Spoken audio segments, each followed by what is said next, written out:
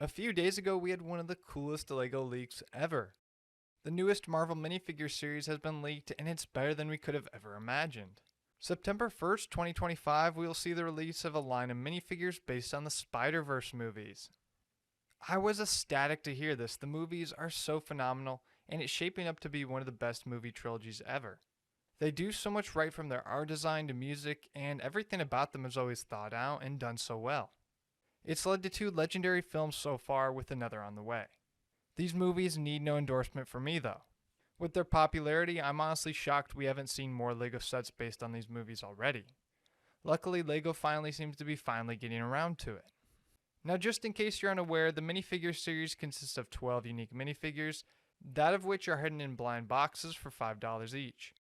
For the minifigures, no information has been released, but we can make some educated guesses. We'll start with the four that I think are guaranteed.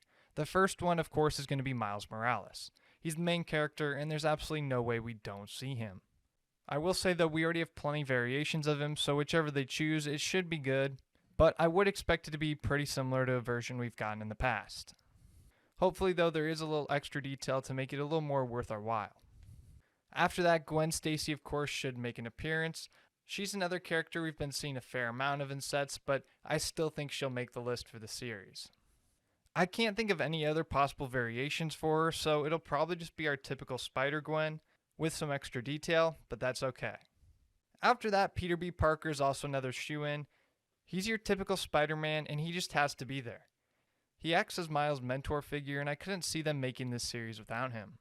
He'll probably just be rocking the normal suit with a few extra details, but I have seen some people speculate that maybe he'll come with some sweatpants like he sported in the first film. Spider-Man 2099 is also a pretty good bet. Spider-Man 2099 is the last figure that just has to be there.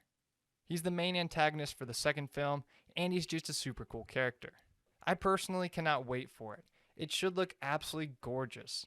This figure is actually already in Fortnite, and I imagine it'll look somewhat similar. And this has high odds of being the best figure from the series.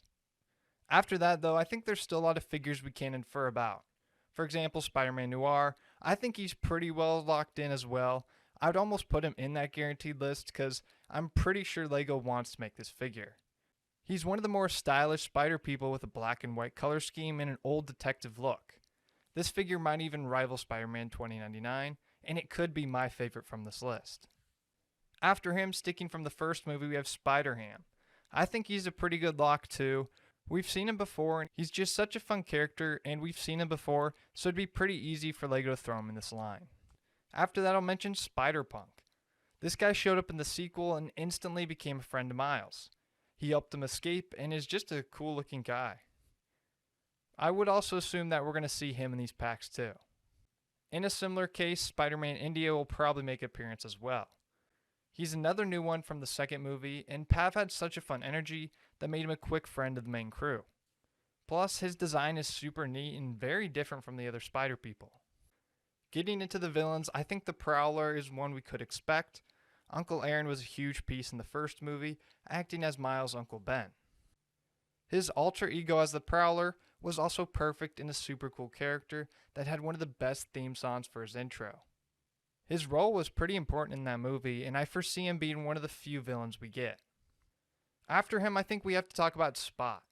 We already have him in a set, but I could see us getting a better one in the series. Plus, he's going to have a huge role in 3, so I don't think they have any problem giving us more of this character. After Spot, we have the big bad from the first film, Kingpin. He was the main villain in that first movie, of course, but he's also just well known throughout Marvel. And in general, I think it's time we see him in LEGO. For his larger body, I think they would use Hagrid's body from Harry Potter, or at least something similar. It would definitely be an interesting figure, and I'm curious how LEGO would tackle this challenge. In the movie, he's very comically large, but of course, I think LEGO would tone it down a bit. Then, my last figure I think that'll make it is Olivia Octavia. I'm not 100% sold on her occlusion because the arms would have to be brick built, and I'm not sure if they'd do that for a minifigure series. That said, I do still think it's on the table, and I would like to see it. There needs to be some villains for this minifigure pack, and she'd make a good one from the first film. Not to mention, I don't believe it's a minifigure we've ever seen before, so that'd be neat too. And with that, that covers the top 12 figures I think we're going to see in this line. That list pretty much encapsulates all the main characters we've seen. The only one missing is Penny Parker. The reason I don't think we'll see her though is because they can't include her mech in the pack.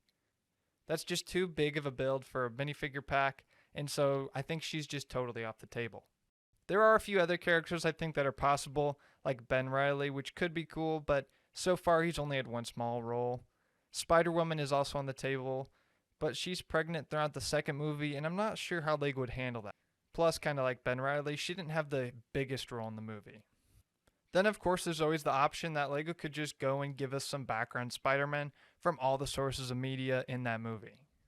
But I believe they will stick with these main characters that actually have speaking roles in the films. That said, that's my thoughts for the minifigure pool. I think a lot of these characters have high odds of making it, but we'll see. I can't wait for the series. I normally don't buy these packs because I hate the blind pack element, but this time that might change because I love these movies and the minifigures have the chance to be something really special. Unfortunately, it's rumored for next September, so that's a long wait, but it'll be worth it. Now go ahead and let me know in the comments who you think will make this minifigure series. Thanks for watching, make sure to like and subscribe for more content, and until next time, I'll see you guys later.